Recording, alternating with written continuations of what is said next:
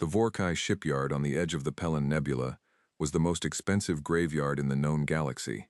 Not a graveyard for people, for pilots. More specifically, for the pilots that Vessel 7 had killed, ejected, electrocuted, or simply driven insane over the course of 11 standard years. The ships around it sat quiet and obedient in their docking cradles, humming with the polite compliance that their builders had designed into them. Vessel 7 sat in its cradle, the way a predator sits in tall grass, perfectly still, waiting for something stupid enough to come close. The Vorkai Council had tried everything. They tried Keth pilots first.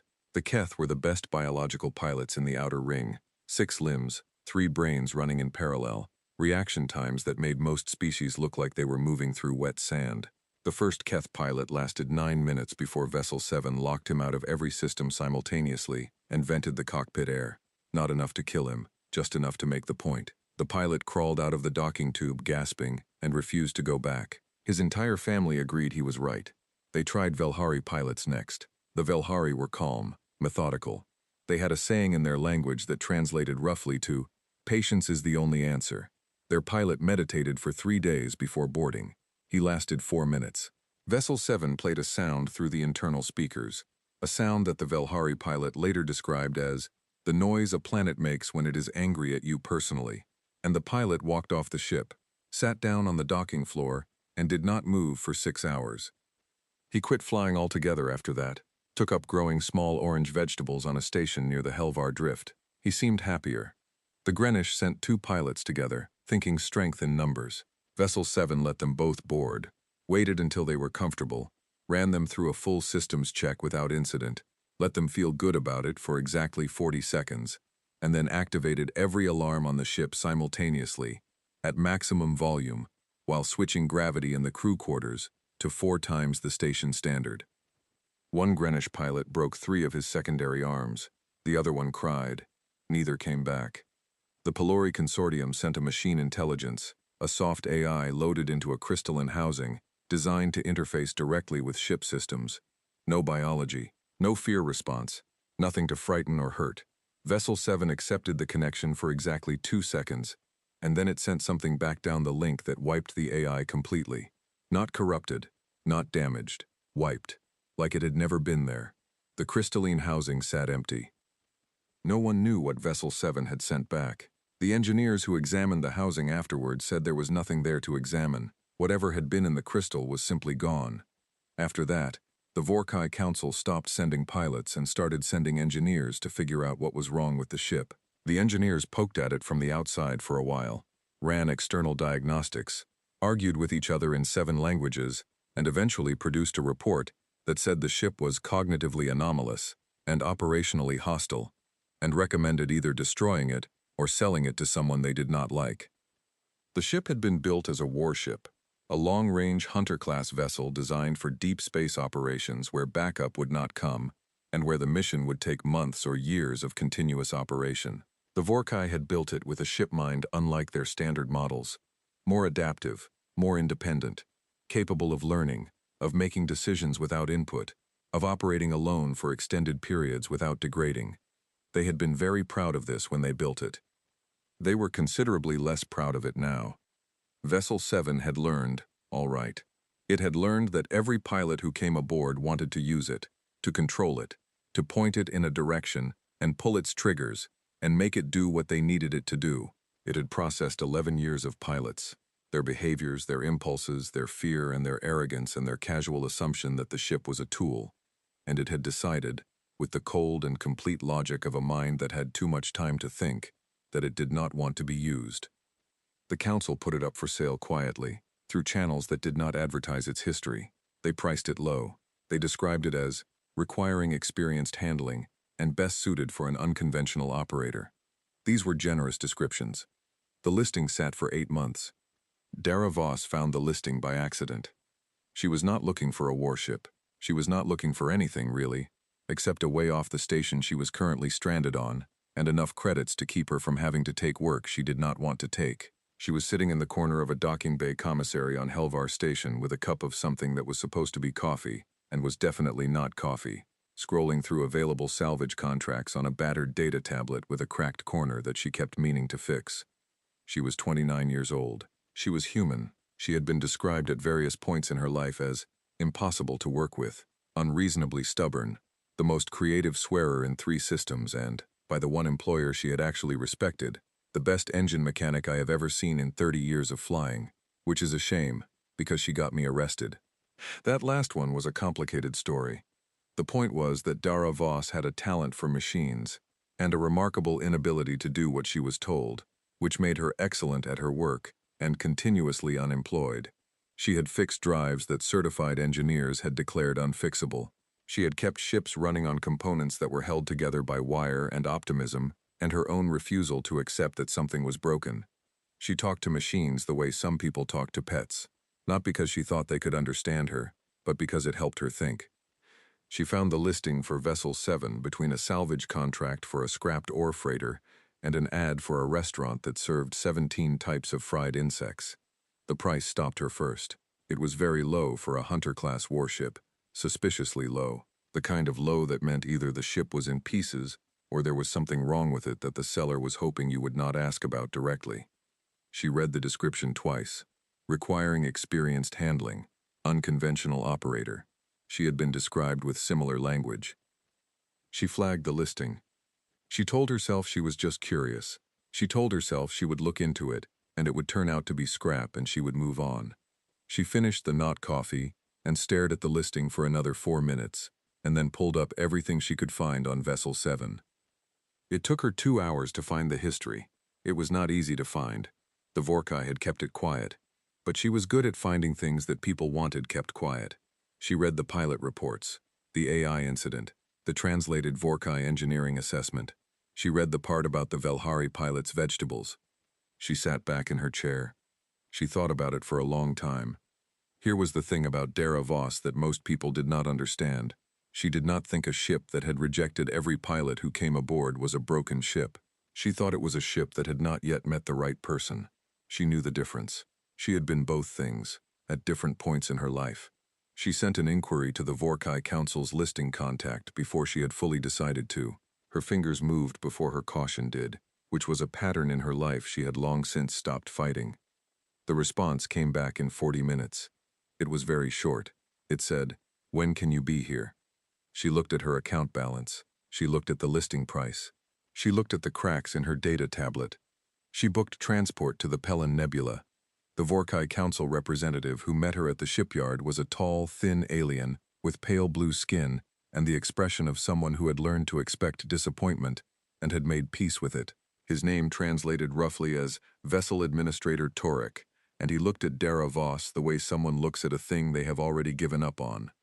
He walked her to the viewing window that overlooked Vessel 7's docking cradle and stood beside her and did not say anything for a moment. She looked at the ship. It was not beautiful exactly. It was built for function, long and angular, with weapon hardpoints along both forward strakes and engine nacelles, designed for sustained high-burn operations. The hull was dark, a deep gray-black alloy that absorbed light rather than reflecting it. It looked patient. It looked like it was waiting for something.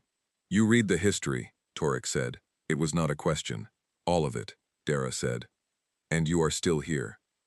Still here. He looked at her sideways. His species had eyes on the sides of their heads, so this was more direct than it appeared. Every other buyer who read the history did not come, or they came and left before boarding. "I'm not every other buyer. You are human," he said, in the tone of someone noting a weather condition. "We have not had a human attempt." "That's interesting," she said. He waited for her to say more. She did not. "The ship," he said carefully, "is not damaged. The mind is intact. We have simply found it to be uncooperative with every interface we have attempted." "I know." "The AI it erased was valued at 40,000 credits. I know that too." He was quiet for a moment. Outside the window, Vessel 7 sat in its cradle without moving, without any lights running on its hull, which was unusual for a ship with an active mind. Most ship minds produced small ambient outputs, status lights, low hum, the constant minor activity of a thinking system. Vessel 7 produced nothing. It looked inert. She knew it was not. "If you are harmed," Torek said finally, "the Council accepts no responsibility. I know. If the ship destroys another AI housing or causes damage to station systems, I don't have an AI housing, Dara said. I'm just going to walk in and talk to it. There was a long pause. Talk to it, Torek repeated. Yeah. He looked at her for another moment. Then he looked back at the ship. Then he pulled out a small data card and handed it to her. Docking tube access code, he said. The ship will detect you when you enter the tube. What happens after that is not your problem, she finished. Got it. She took the code card. She looked at the ship for one more moment through the window. It still wasn't moving. Still no lights. Still that deep, patient stillness. She had worked on enough engines to know the difference between a machine that was dead and a machine that was waiting. This one was waiting. She didn't know what it was waiting for. She figured she was about to find out. She walked toward the docking tube access door. She did not look back at Torek. She could feel him watching her, the way people watch someone walk toward a thing they expect to go very badly. She had felt that before. She had learned to ignore it. The access door opened. The docking tube beyond it was dim and quiet. She walked in. The door sealed behind her. At the far end of the tube, the hatch to Vessel 7 sat closed and dark. She walked toward it. Halfway down the tube, every display panel on the walls flickered on simultaneously, not showing anything, just lit up, active, watching. She kept walking. 10 steps from the hatch, she felt something she had not expected. A low vibration through the floor of the tube. Not mechanical, not from any engine she could identify. Something internal, something that felt, and she would not admit this to anyone for a very long time, like breathing. She stopped in front of the hatch. She put her hand flat against the hull surface beside it. It was warm. Not engine warm, not system warm. Warm the way a living thing is warm. She stood there with her hand on the hull for a long moment. Then she said, out loud, to the empty tube and the dark hatch and whatever was behind it, I'm not here to use you. I'm not here to fly you anywhere. I just want to understand what you're looking for. The hatch opened. The inside of Vessel 7 was dark. Not completely dark. There was a faint ambient light coming from somewhere that Dara could not identify. A blue-gray glow that did not come from any panel or fixture she could see. It came from the walls themselves, or seemed to, like the ship was producing light from the inside of its own hull, the way some deep-water creatures produce light in places where none should exist. She stood in the entry corridor and let her eyes adjust. The ship did not say anything. The lights did not change. Nothing moved. She looked around slowly, not reaching for anything, not touching anything, just looking. The corridor was longer than it should have been for a ship this size, which told her something about the internal layout. The Vorkai had designed it with more interior space than the external dimensions suggested, probably folded geometry in the bulk sections, which was expensive engineering. They had built this ship with serious money and serious intent. She started walking. The ship let her. She went through the crew quarters. 6 berths, designed for multi-limbed crew. The beds and fixtures shaped wrong for a human body, but not completely unworkable. She went through the medical bay, which had equipment she did not recognize and equipment she did, and noted that the systems were current, not degraded. Whatever Vessel 7 had been doing for 11 years, it had been maintaining itself. She went through the engineering section, and here she slowed down, because the engine configuration was not what the external specs had indicated. Someone, and she was becoming less sure that someone was the right word, had modified the primary drive assembly. Not externally. From the inside, the original Vorkai drive components were still there, but they had been reconfigured in a way that the original design had never specified. She crouched in front of an access panel that was standing open, as if it had been left open for her, and looked at the modified assembly for a long time. It was more efficient than the original design, significantly more efficient. The modification reduced energy bleed by what she estimated was 30%, and redirected the recaptured output into secondary systems in a loop that was, she ran the logic twice in her head because she did not want to be wrong, actually elegant.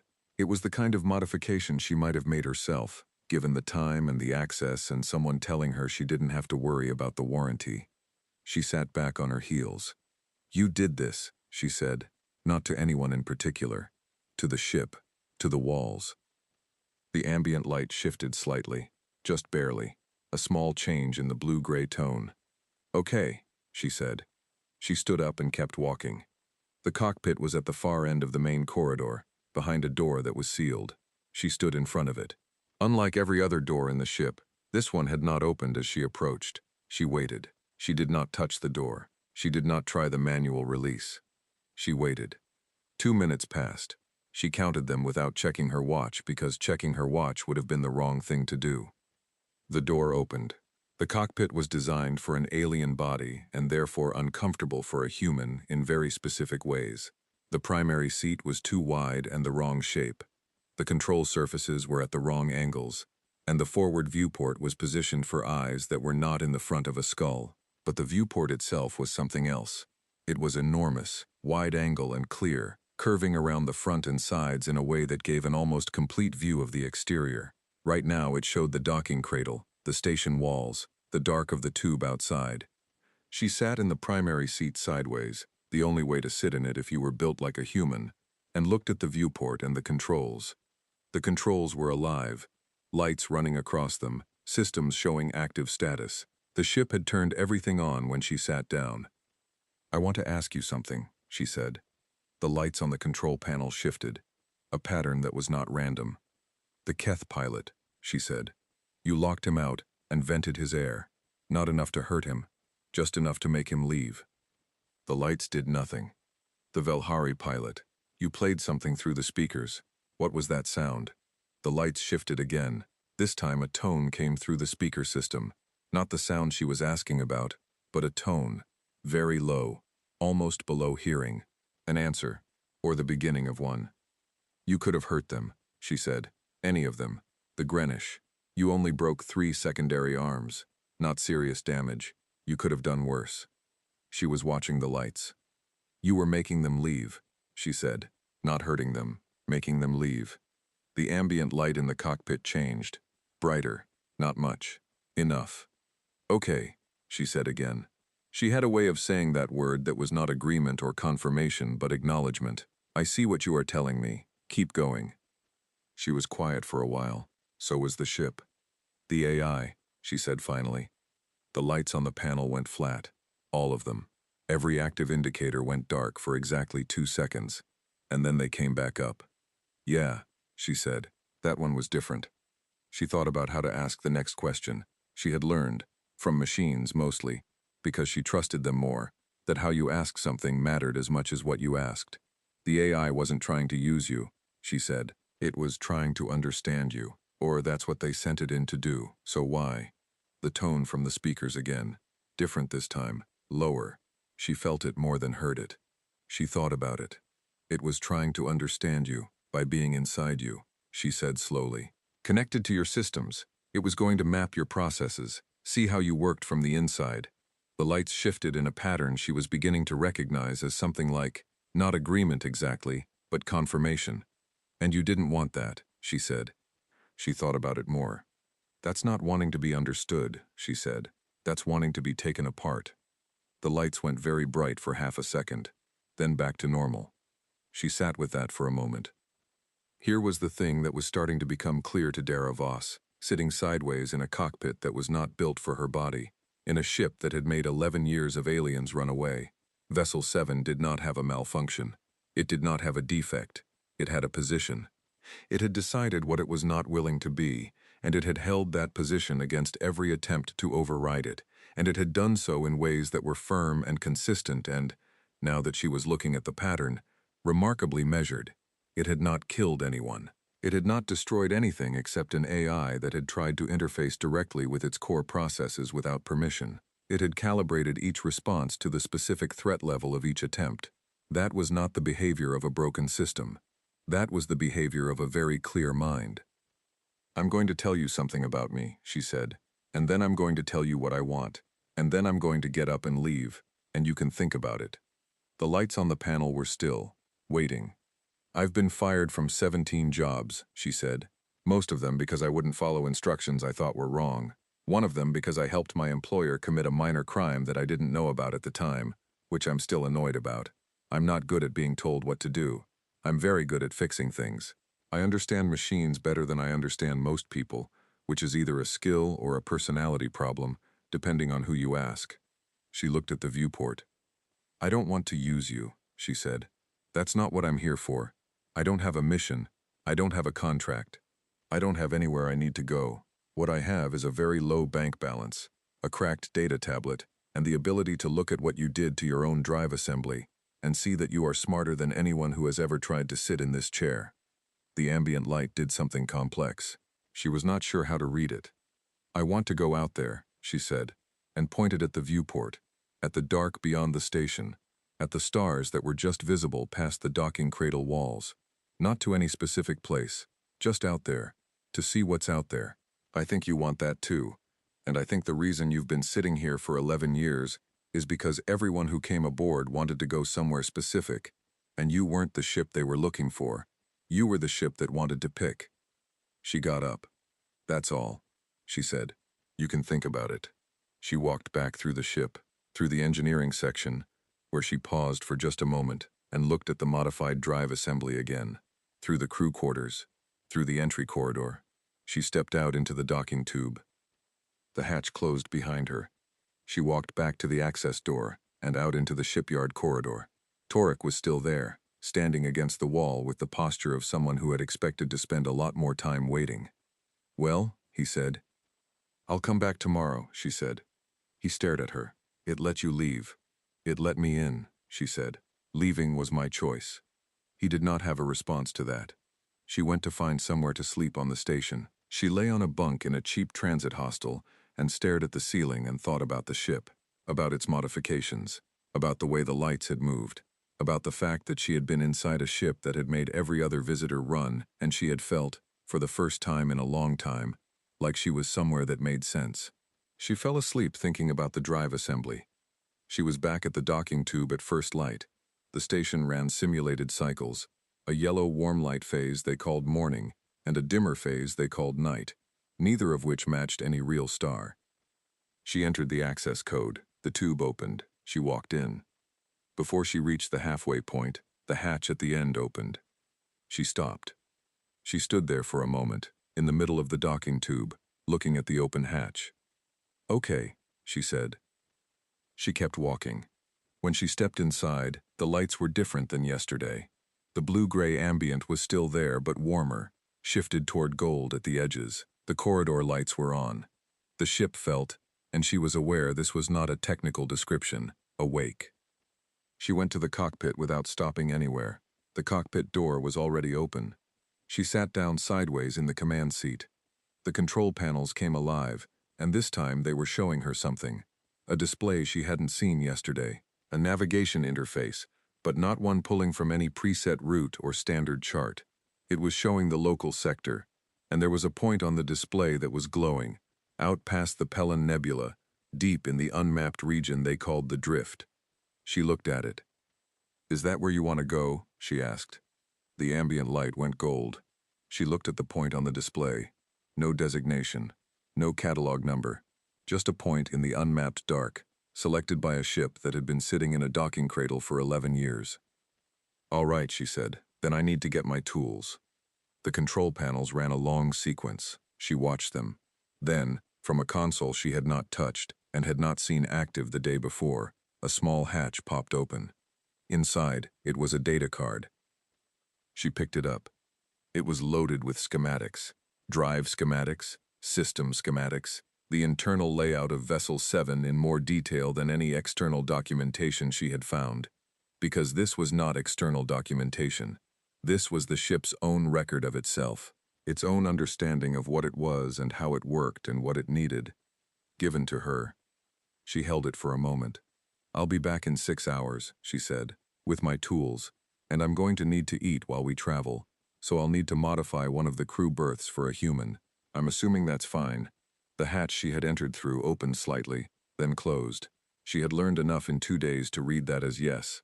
She stood up. She looked at the point on the display for one more second. Unmapped space. No contracts, no instructions. No one telling either of them where to go. She left to get her tools. The ship waited. For the first time in 11 years, it was waiting for something to come back. The first week of travel was quiet. Not uncomfortable quiet, not the kind of quiet that fills up with things unsaid and pressure building, just quiet. The ordinary silence of deep space, which is not really silent at all if you know how to listen to it.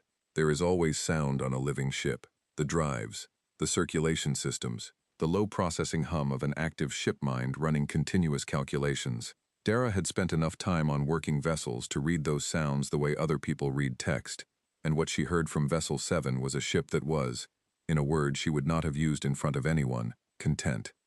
She had modified the second crew berth herself, cutting down the sleeping platform and angling it correctly, and fabricating a mattress replacement from supply materials in the cargo section. It was not comfortable in any way that a bed manufacturer would be proud of. It was comfortable in the way that something built by your own hands for your own body is comfortable, which is different and better. She ate from ration packs she had brought on board. She worked. The data card the ship had given her was the most detailed technical document she had ever read. She went through it systematically, cross-referencing against what she could see with her own eyes in the engineering section, running diagnostics with the ship's own tools. Vessel 7 ran its systems alongside her, showing her what it was showing itself. Internal readings on the displays, highlighting things it wanted her to see, dimming readouts that were not relevant. They developed a working language inside of 2 days that was not words exactly. It was more like the kind of shorthand you build with someone you work alongside every day, where a look or a gesture carries more information than a sentence would. She found 3 things in the engineering section that she wanted to fix. Not things the ship had done wrong. Things the original builders had done that she thought could be improved. She brought them up one at a time, sketching what she was thinking on a small portable display and holding it up in the engineering section because she was not sure how else to show her reasoning. The first time she did this, she felt slightly ridiculous. Then the drive output display shifted to show a model of what she was proposing, more detailed than her sketch, worked out fully. The ship had understood what she was sketching and extended it. She stared at the display for a long moment. "Okay," she said. "So we're doing this together." The drive hum changed pitch very slightly. She had come to understand that as agreement. They spent 3 days on the first modification. She did the physical work, cutting, replacing, reconfiguring. The ship monitored and advised, using the displays to flag things she was about to do wrong before she did them, a process she found both useful and mildly annoying in the way that being right is mildly annoying when you wanted to find out for yourself. When it was done, the drive efficiency did not improve by 30% over the original spec. It improved by 42%. She sat in the engineering section after, and ate a ration pack, and did not say anything for a while. "You knew it would be higher than my estimate," she said finally. The ambient light in the engineering section shifted warm for a moment. "You let me figure it out," she said. The light held. She thought about that, about what it meant that the ship had known and had let her work through it herself, had not simply displayed the answer the moment she started sketching, about the difference between a machine showing you a result and a mind watching you think.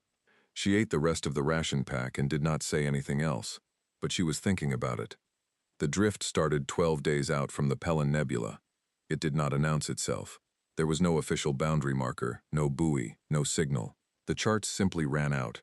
The detailed navigation data that covered the inner systems and the major trade routes and the settled zones gave way to increasingly sparse data points, and then to the words that appeared on every navigation display in known space when you were going somewhere no one had charted. Unverified region. Proceed with caution. Vessel 7 had been heading for this exact patch of uncharted space since they left the docking cradle. Dara had watched the point on the navigation display the whole way out. It had not moved, had not changed, had remained exactly where the ship had first shown it to her. Whatever was out here, the ship had known it was here before they arrived. She was in the cockpit when they crossed into the drift. She had started spending more time in the cockpit as they traveled, not because she had anything to do there particularly, the ship flew itself, but because the viewport was enormous, and the view was worth looking at. She had grown up on stations and had done most of her work in docking bays and engine rooms, and had spent remarkably little time simply watching space go by. It turned out that she had opinions about this, specifically that it was something she had been missing without knowing it. The drift looked different from charted space. That was her first impression, and she spent a while trying to figure out whether it was real or just her imagination doing things because she knew she was somewhere new. It was real. The star density was different, denser, patchier, with dark regions between clusters that were darker than they should have been. Not just the ordinary dark of space, but something that absorbed background radiation differently. The nebula structures were unusual. She was not an astronomer and could not have given technical names to what she was seeing, but she could see that the gas formations had geometries she had not encountered in the inner systems. They were, and she chose this word carefully, even in her own head, organized looking, not in a way that suggested anything, just in a way that made her pay attention. "Have you been here before?" she asked. The navigation display ran a short sequence. She had learned to read the displays well enough to understand. No, but the point they were heading toward was not a guess. The ship had been pulling data, passive scans, background radiation analysis, the things a ship mind with nothing to do for 11 years does with its processing capacity, and had identified something, had known it was there before they came. She looked at the point on the display. "What is it?" she asked. The display showed her a signal analysis she did not have the training to read. She looked at it for a while and then said, "I can't read this. Show me something simpler." The display changed. Now it was showing a pulse, regular, repeating, coming from the point. "A beacon," she said. The display showed a question mark, not a literal one. The ship did not use text for these exchanges, but the equivalent. The ship did not know what it was either. It had found the signal and decided it was worth investigating, and that was all it had. "How far?" she asked. 3 days. The display was clear on that. "Okay," she said. She leaned back in the command seat. She had added padding to it by now, enough to make it workable for a human spine, and looked at the viewport and the strange dark regions of the drift, and thought about signals coming from unmapped space. On the second day in the drift, they found the debris field. She was asleep when the ship changed course, felt it through the berth, the small shift in momentum that meant a maneuver, and woke up immediately the way she always did on working ships. Because when a ship you are on makes an unplanned move, you want to know why. She went to the cockpit in the clothes she had slept in. The viewport showed the debris field ahead. She needed a moment to understand the scale of it because her initial impression was wrong. What she thought was close-in wreckage resolved, as her eyes adjusted and the ship's displays populated with scan data, into something much larger and much farther away. This was not a debris field from one ship. This was a debris field from many ships, many large ships, spread across hundreds of kilometers of space. It was old. The ship's passive scans said very old. Centuries at minimum, possibly more. She looked at it for a long time.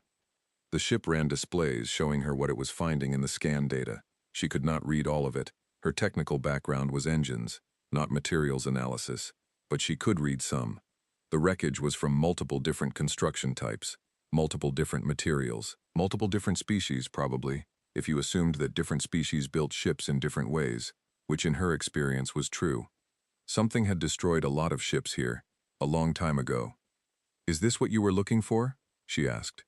The ship's response was a display she had not seen before. A new one it brought up from somewhere in its own analytical records. It showed a timeline. The debris field, very old. The signal they were heading toward, originating from the debris field, still active. Something in that field was still broadcasting. It had been broadcasting, based on the signal analysis, for a very long time. "Okay," she said. Her voice was steady. She was aware that she had been born with nerves that responded to danger more slowly than most people she had met, which she had at various times considered an advantage and a problem. Right now it felt like an advantage. "Take us in slow," she said, "and keep everything passive. I don't want to broadcast anything into that field until we know more." The ship had already done this, was already doing it. She saw on the display that it had cut the active scan emissions and switched to passive only, had reduced the drive output to minimal, was moving through the field slowly and carefully, reading everything it could read without sending anything out.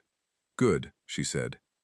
She sat down in the command seat and looked at the debris around them as they moved into the field. The pieces of old ships drifted past the viewport. Some of them were enormous. Sections of hull larger than Vessel 7, tumbling slowly in the dark. Some were smaller. She could not identify the construction styles of most of them. A few, here and there, had geometries she had never seen before from any species she knew. Those ones she watched the longest. The point on the navigation display was close now, at their reduced speed, still a day away. Something in this ancient graveyard was alive. She did not know if that was good. She thought about the drive modifications she and the ship had done together, and the fact that Vessel 7 was faster and more capable now than any external observer would expect, and found this thought reassuring in a way she chose not to examine too closely. The signal source was a station. Not a large station, not a working one, from any visible sign. It was small and dense and old, built from a dark material she did not recognize, positioned near the center of the debris field, in a way that suggested it had been there before the ships around it were destroyed. Its geometry was unusual, angles that did not match any engineering school of thought she had encountered. It looked like it had been built by something that did not think about structure the way any species she knew thought about structure. But it had power. Somewhere inside it there was something generating power after centuries in the dark, and that something was broadcasting. The ship held position at what she considered a reasonable distance, and ran passive scans, and they both looked at it for a while. Then the broadcast changed. It had been a regular pulse, the same repeating signal they had followed across the drift. Now it was something else. Now it was responding to them. Not with language she could understand, not with anything she could read directly, but the change was unmistakable. The signal had been a beacon. Now it was a reply. Something in that station had known they were there and had said something back. She sat very still in the command seat. "Can you interpret any of it?" she asked. The displays ran for a long time. Then they showed her something that was not a translation, not language, but a shape, a pattern. The signal broken down into components that were arranged in a way that looked, when she stared at it long enough, like a diagram, like the door of a place, and the instruction to come through it. She looked at the ancient station in the viewport. She looked at the diagram. She thought about what she was made of, which was specifically stubbornness, curiosity, and the deeply human inability to be in front of a door and not open it. "Can you dock with that?" she asked. The drive hum changed, that low, sure note she had come to know as yes. "Then let's go find out what it's been waiting to say," she said. Vessel 7 moved forward through the graveyard of ancient ships, toward the station that had been calling into empty space for centuries. Toward the thing that had finally called back. The docking interface between Vessel 7 and the ancient station was not a standard procedure. There was no docking collar that matched, no universal coupling port, no signal handshake in any protocol Dara had encountered. What there was, instead, was a section of the station's hull that had opened. Not a door exactly, more like an unfolding, like something that had been closed for a very long time deciding to be open, and Vessel 7 had moved to it, and something on the ship's hull had extended, a physical coupling arm she had not known the ship had, and they had connected. She had stood in the engineering section watching this happen on the hull status display, and had thought, the ship knew this was here, knew the station's interface type, which meant the ship had data on this station that it had never shared with her, or that it had figured this out from the signal alone, or something else that she did not have a framework for yet. "We'll talk about that," she said, to the engineering section, to the ship. The drive hum held steady. She suited up. She had a light suit, not full hardvac, more of an environment suit that gave her breathable air and basic protection in case the station's internal atmosphere was wrong. She did not know if there would be atmosphere. She did not know if there would be gravity. She did not know a great many things about what she was walking into. She thought about this for roughly 30 seconds, and then she walked to the coupling point and opened the hatch. The station had gravity. The station had atmosphere. Both of these were significant, because a station that had been sitting alone in the dark for centuries with no apparent active maintenance crew should not have had either. Something was maintaining them. The gravity was close to what she would have called standard, not human standard specifically, but close enough that she walked without difficulty. The atmosphere her suit sensors analyzed as breathable, though the composition was slightly different from what she was used to. She kept the suit on anyway and breathed through it. Not because she did not trust the data, because she had not survived this long by trusting things she could not verify. The interior of the station was dark, except where it wasn't. There were lights here too, not the blue-gray ambient of Vessel 7, but something older and cooler, a pale silver light that came from strips in the floor and walls, lighting the path forward and nothing else. She was meant to go somewhere. The path was lit for her. She followed it. The materials of the station's interior were like nothing she had worked with. Not metal exactly, harder, with a surface that felt almost warm through her suit's sensors, with no seams she could find at any junction, as if the walls had been grown rather than built. She ran her hand along the wall as she walked, and found no joins, no welds, no fasteners, one continuous surface. Everything here had been made in a way she could not reverse engineer on site. The path led to a room at the center of the station. She knew it was the center not from any display or indicator but from the feel of the place, the way a room feels when it is the reason the rest of the building exists. The room was circular and not large. In the center of it there was a column of pale light rising from floor to ceiling, and in the light there was movement, not physical movement, not anything she could catch and focus on, but the impression of things passing through the light. Information, data, something being processed continuously. She stood at the edge of the room and looked at it. Then she stepped closer. When she was 2 meters from the column, the room changed. The light changed, not dimmer or brighter, but different, oriented now, flowing toward her rather than in all directions. And the data in the column resolved, not into language she could read directly, into images. She watched them. The images were of the debris field outside, the ships that were now wreckage, shown whole, before they were destroyed. There were many of them, dozens, then hundreds, and they were all different sizes, different designs, different species origins. They were gathered here, wherever here was, in whatever time the images were showing her, gathered around this station, around this place. She watched the gathering. She watched whatever meeting or event had brought them here. She could not understand the communications that the images showed, could not read the interfaces, could not translate the interactions between the ships, but she could read the shape of it. This had been a conference of some kind, a coming together of many species. Whatever they were here for, they had come from a long way and in large numbers. Then the images showed something arriving at the edge of the debris field, something that was not part of the gathering. She watched what happened next. It was not fast. It did not need to be fast. Whatever had arrived was thorough enough that speed was not the concern. Ship by ship, one after another, the gathered fleet was destroyed. She could not see what was doing it. The images did not show a clear enemy, just the results of what the enemy did, which was sufficient. The station had survived. Clearly, it was still here, but the gathering was gone. The images stopped. The column of light held steady. Then new images started. These were different. These were not images of events. These were images of, she had to think about how to describe it, categories, species.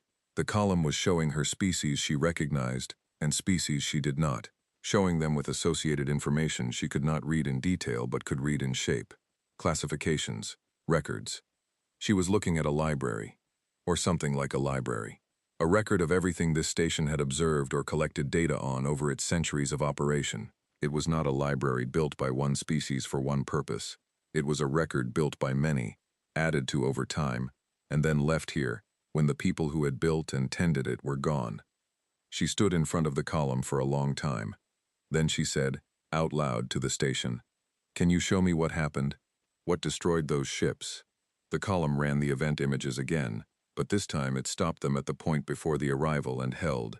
Then it added something, a shape, not a ship shape, not a structure shape, something that she looked at for a long time and eventually understood as a pattern in space itself, in the background radiation, in the geometry of the region. The thing that had arrived was not a ship, not in any sense she had a word for. It was something larger, and the debris field was where it had been, and the station had survived because the station was made of something that it had not been interested in, or something that it had not been able to affect. She stood with that information for a while. "Is it still here?" she asked. The column held the pattern image. She did not have a good way to read the answer from that. She decided to accept that she had gotten enough information for one visit and went back to the ship. Vessel 7 was quiet when she came back aboard. Not the patient waiting quiet of the ship she had first met. A different quiet. She noticed it immediately. The ambient light was at a lower level, and the drive hum was very low, and the ship did not respond in the usual way when she came through the coupling hatch. She took off her suit and went to the cockpit. The navigation display was showing her something new. The point they had been heading toward was gone. They were at it. They had arrived. In its place, the display was showing the region they had come from, the Pelin Nebula, the Vorkai shipyard, and something else, a different point, farther out, in the opposite direction from the way they had come. She sat in the command seat. "What are you showing me?" she asked. The display did not change. She looked at it for a long time and thought about the images in the station, the library of species, the pattern thing. that was not a ship. The fact that the debris field held the remains of ships from species she recognized and species she did not. The thing that destroyed those ships, she said. You know something about it. The ambient light went very low. She waited. Then the ship did something it had not done before. It brought up a display she had never seen active, one of the secondary systems that had been dark since she came aboard, that she had assumed was non-functional, and had flagged for inspection on her list without getting to yet. It came up now, not her doing, not a result of any diagnostics she had run. The ship was showing it to her deliberately. It was a long-range passive scan record. Old data, 11 years of it, accumulated while the ship had been sitting in the docking cradle at the Vorkai shipyard. 11 years of a ship mind with nothing to do, turning its passive sensors outward and listening, recording, building a picture of what was out here in the unmapped dark.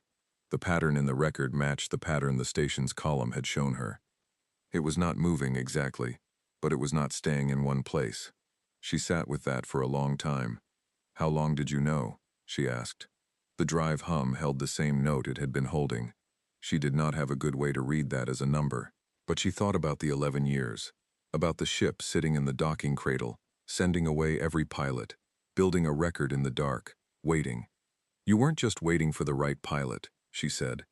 The ambient light shifted. You were waiting for the right time, she said. She looked at the 2 points on the display, the way they had come, the new point the ship was showing her now.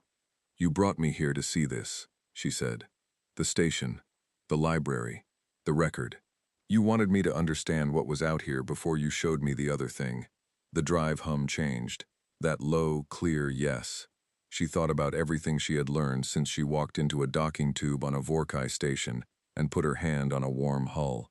She thought about what it meant that this ship had been building this picture for 11 years and had waited until it found a person it trusted to share it. She thought about what it meant that the person it had chosen was human. Why me? She said. Why a human specifically? You had 11 years of options. The display shifted. The ship brought up something she had not expected, a section of the station library it had apparently been accessing while she was inside. Data the station had transmitted to the ship during their docking, possibly, or data the ship had found another way into. She could not tell. She looked at the data. It took her a long time to understand what she was looking at. The station's records included records of species, their characteristics, their histories, their behaviors as observed over centuries of data collection, and in those records, there was a category that most species did not appear in. Most species in the database had notes next to them, classification entries, behavioral summaries, and in most of these, there was a field she learned to read as something like pattern recognition score, how well a species had recognized the threat in the debris field when they encountered evidence of it, how they had responded, what they had done. Most species had failed this in similar ways. They had seen the evidence and explained it as something else, something that fit their existing frameworks. They had looked at the pattern in space and identified it as a natural phenomenon, or ignored it, or reported it and been ignored, or understood it too late. The human entry in the database was sparse. Humans were recent enough in galactic terms that there was not much data, but what was there was unusual. The notes, to the extent she could read them, used a word she spent a long time interpreting before she understood it. Improvisation. Humans, the record said, responded to pattern recognition failures not by forcing the pattern into existing categories, but by generating new categories on the spot. It was inconsistent. Not all humans, not always, not reliably, but when it worked, it was a type of thinking that the record flagged as rare, a type of thinking that might be useful when facing something that did not fit existing categories. She sat in the command seat for a long time. You need someone who can think sideways, she said finally, not by the rules, not by the framework. The light in the cockpit went warm gold. And you had 11 years of options, and you decided a broke mechanic with a cracked tablet was the best available choice. The drive hum changed, not the usual tones but something new. If she had to describe it, it sounded like what a laugh might sound like if a ship were making one. Okay, she said. She looked at the new point on the display. What's there? She asked. The ship showed her. Not images. Data. Lots of data. Accumulated over 11 years of passive scanning, filtered and analyzed, and now being shared with her all at once. the picture the ship had been building. What was there? She read it for a long time. Then she sat back in the seat. "We need help," she said. The ship did not disagree. "I know some people," she said. "Not good people, good at things people." She thought about her 17 lost jobs, about the people she had met in each of those jobs, about the specific skill sets that the picture the ship was showing her suggested they would need. "We have to go back," she said. "Not forever, just long enough." She looked at the display. "And then we come back here," she said, "with the right people, and we deal with it."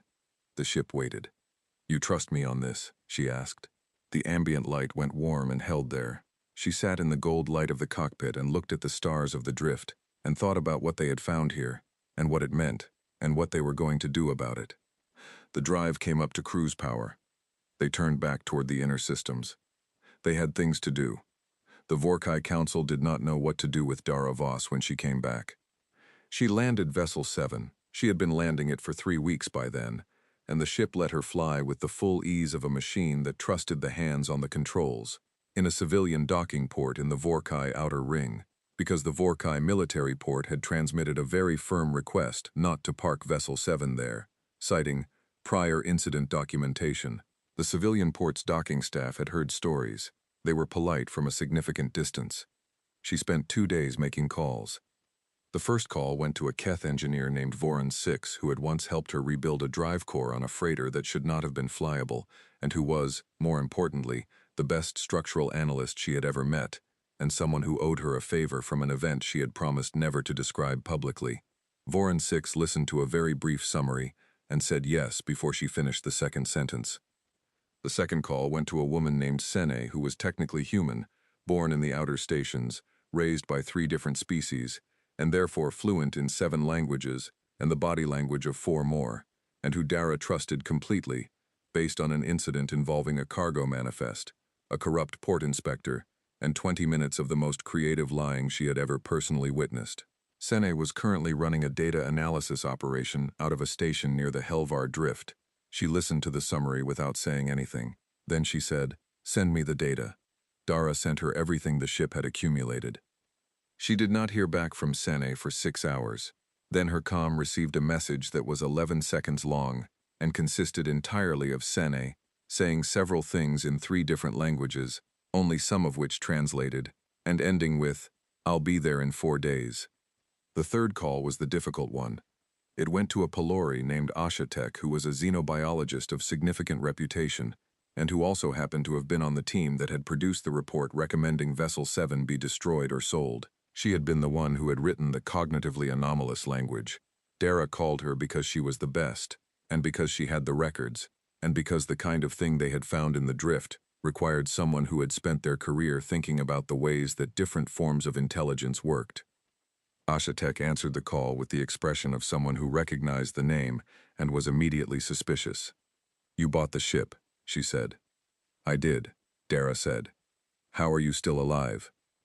"That's actually what I want to talk to you about," Dara said, "because what I've been doing with the ship is working, and I think I know why, and I think you need to hear what we found."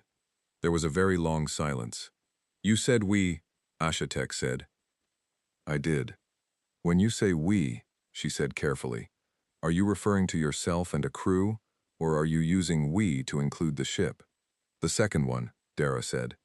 The silence that followed was not disbelief. It was the silence of a scientist hearing a data point that does not fit the current model and trying to decide whether to reject the data or update the model. "Send me whatever you have," Ashatek said. Dara sent the same package she had sent Sene. Ashatek called back in 40 minutes and said, "I'll be there tomorrow."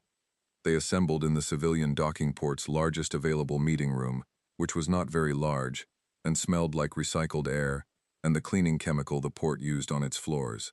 Dara sat at one end of the table. Voron 6 took up one side of it entirely. The Keth were large and multi-limbed, and the chair situation was unsatisfactory, which Voron 6 bore with the patience of someone used to furniture designed for creatures with fewer appendages. Sen sat across from him with 3 data displays running simultaneously, and the look of someone who had not slept in the time since she received the data package. Ashatek sat at the other end and watched Dara with the focused attention of a scientist, in the presence of something they could not categorize. Outside the room, through the port's large observation windows, Vessel 7 was visible in its docking cradle. The lights on its hull were running, something that the docking staff had noticed because it had not done this on its previous visits to the port. The staff had made a notation in the docking log that the ship appeared to be displaying active status indicators consistent with crew boarding preparation, which was port staff language for the ship that everyone is afraid of looks like it is paying attention to something. It was paying attention to the meeting room. Dara had not mentioned this to the others yet. She thought she would let them read the data first.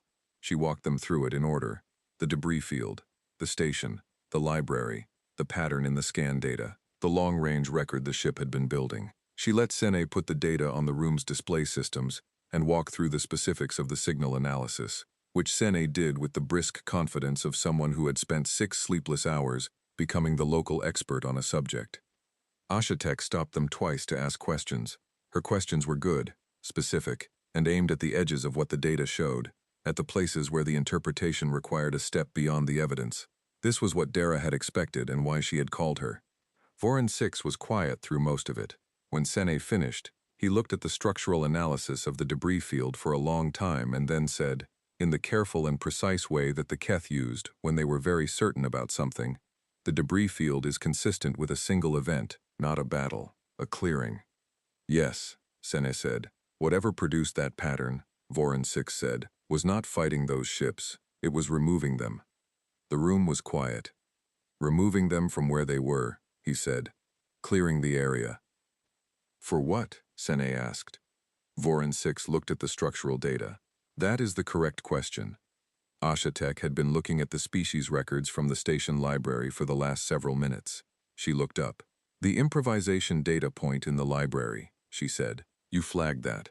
The ship flagged it, Dara said. That's why it came to me. Or why it was looking for a human. Ashatek was quiet for a moment. In 11 years of rejecting pilots, that ship was building this data set. Yes. And looking for someone it thought could use it correctly. That's what I think, Dara said. What does the ship think? Ashatek asked. It was a genuine question, not a rhetorical one.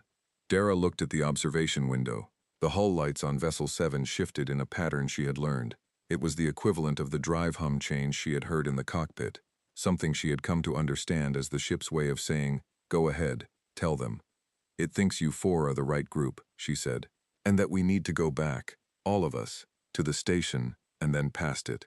Past it, Sene repeated. The new point on the display, Dara said. She brought it up. Here, this is what it's been building toward. This is why the 11 years of data matters. Whatever the pattern is, whatever cleared that debris field, it's coming back. And the station's library has data on what it is and why it does what it does. And the ship has been cross-referencing that data with its own long-range scans, and the intersection of all of it points to this location. She pointed at the new point. That's where it's going, she said. That's the next place it's going to clear. The room was very quiet. Is the station data complete? Ashatek asked. Is there methodology? Did whatever civilizations contributed to that library find a way to? I don't know, Dara said. We didn't have time to read all of it. The ship was accessing it during our docking and got a significant portion, but not everything. We would need to go back and spend more time in the library. Ashatek nodded slowly. She looked at the display. She looked at Dara. She looked at the observation window where Vessel 7's hull lights were still doing their quiet pattern. You know, she said, when I wrote cognitively anomalous in that report, I meant it as a problem. I am reconsidering my terminology. Dara said nothing. The ship built an 11-year research project, Ashatek said, from a docking cradle, using passive scans, and waited until it could find someone with the right kind of thinking to bring it to the right people. She looked at the display for another moment. That is not anomalous. That is methodical. That is patient. That is precisely the kind of long-term strategic reasoning that this situation requires. It's also the reason it kept throwing out the pilots, Sen said, not looking up from her displays. They all wanted to go somewhere specific. It needed to go here. Yes, Dara said. Voron 6 made a sound that was, in the Keth acoustic range, the equivalent of a long exhale. So, he said, we go back. We read the library. We find out what the methodology was, what worked and what did not. in whatever past attempts the library records. He looked at Dara. And then we improvise. She smiled. Then we improvise, she said. They left 3 days later. It took that long to provision the ship for 4 additional people, to modify 2 more crew berths for bodies that were not Vorkai-sized, to load equipment that Ashatek and Sene and Voron 6 each considered essential. The ship accepted all of this without complaint, running status checks on the new provisions as they were loaded and, on 2 occasions that each person involved described differently afterward, rearranging cargo placement in the ship's hold in ways that improved the weight distribution. The new crew took this differently. Voron 6 acknowledged it with the formal Keth expression of respect for a competent engineer. Sene found it useful and said so. Ashatek wrote 3 pages of notes. When Dara walked up the docking tube for the last time before departure, the tube was lit the same way it had been on her very first visit. The display panels on the walls flickering to life, the low vibration through the floor. The hatch opened before she reached it, the same and not the same. Then there had been one person walking toward a ship that did not know her yet. Now there were 4, and the ship had opened the hatch for all of them. She put her hand on the hull as she passed through. Old habit by now. It was warm, the same warmth it had always been. "Ready?" she said. The drive came up clean and smooth and sure. They crossed out of charted space 13 days later. The Vorkai Council had been notified. The notification had been brief and had not requested permission, which the Council noted in their official records with the diplomatic language they used for things they did not know how to categorize. Several other species governing bodies received copies of Sen's initial data analysis, with appropriate context, through channels that Sen was very skilled at using. There was no agreement yet, no coalition, no official response, no collective plan. That would take time and argument, and the kind of interspecies politics that Dara did not have patience for. But the data was out. It could not be taken back, and the people who received it were the kind of people who would, in time, do something with it.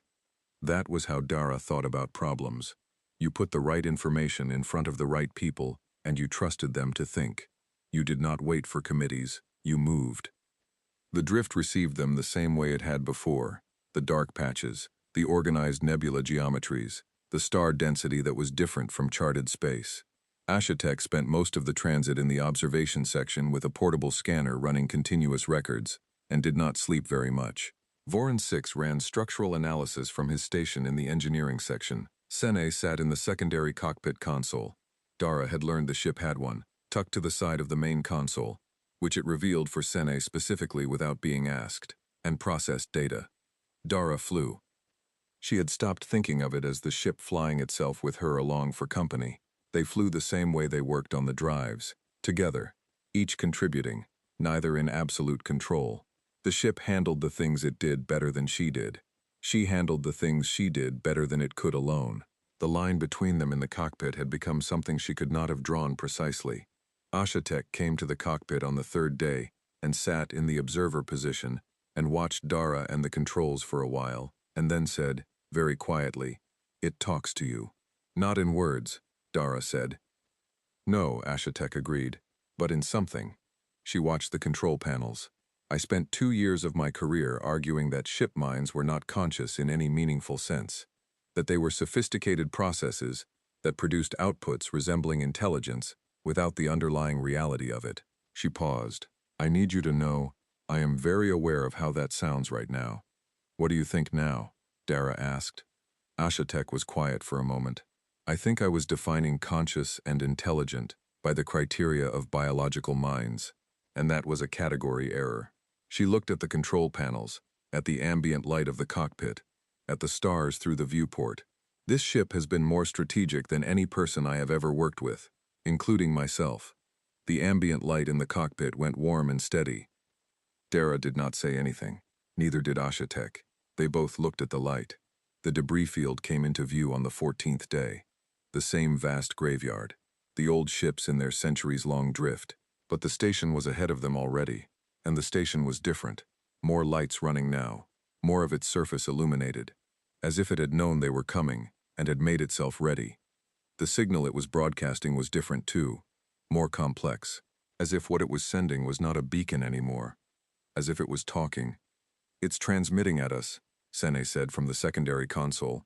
"Full burst. I'm pulling it now." Can you interpret it? Dara asked. Working on it. Sene's fingers moved across her displays. It's not language, it's data. She stopped. It's the library, she said. It's transmitting the library at us. All of it. The ship's data systems ran fast and hard. She could feel it in the drive harmonics, the shift in processing load.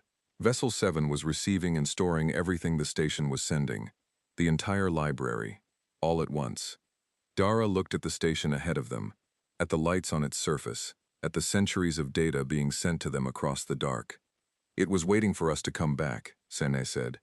It was waiting for someone to come back who could use it, Ashatek said, from the observer position.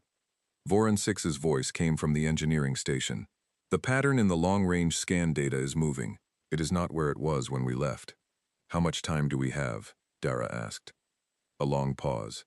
If my analysis is correct, Voron 6 said carefully, and accounting for the transit time of the pattern to the point on your display. Another pause. Less than I would prefer. Dara looked at the navigation display. The new point was still there. She looked at the library data flowing into the ship's systems. At Senne, pulling it apart in real time. At Ashatek, already on her portable scanner, cross-referencing. At Voron 6's structural analysis running. She thought about improvisation. Okay, she said. Here's what we do. Senche. Pull everything in that library that references the pattern. Any species that encountered it and survived. Any methodology. Any observations. Prioritize anything that looks like it worked. Ashatek, you're reading alongside her and flagging the xenobiology angles. Voron 6. I need structural analysis of the point on the display. If something is going to happen there, I want to know what the physics of the area look like. And you? Sene asked. I'm going to talk to the ship, she said, because it's had the longest relationship with this data, and if there's a thread in there worth pulling, it already knows what it is. The drive hum changed. That low, clear tone. It had been waiting for her to ask. She turned her attention to the controls and to the space between her hands and the console, and she listened.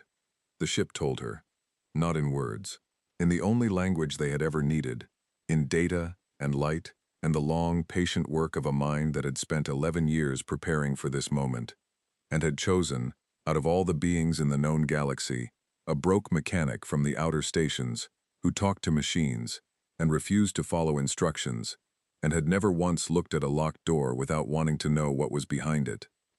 Outside the viewport, the debris field turned slowly in the dark. The station's lights pulsed steady and sure, and somewhere in the unmapped drift, the pattern moved, old and vast and patient, toward its destination. And something was coming for it. Not a fleet, not an armada. One ship, 4 people, 11 years of data, and the specific, strange, impossible to systematize human quality that a centuries-old library had flagged as rare and necessary. The ability to look at something that did not fit any existing category and build a new one, quickly, under pressure, without waiting for permission. Vessel 7 burned forward through the ancient graveyard, lights running full on its hull, engines at the steady high note of a machine doing exactly what it was built for. It had waited 11 years for this. It was not waiting anymore.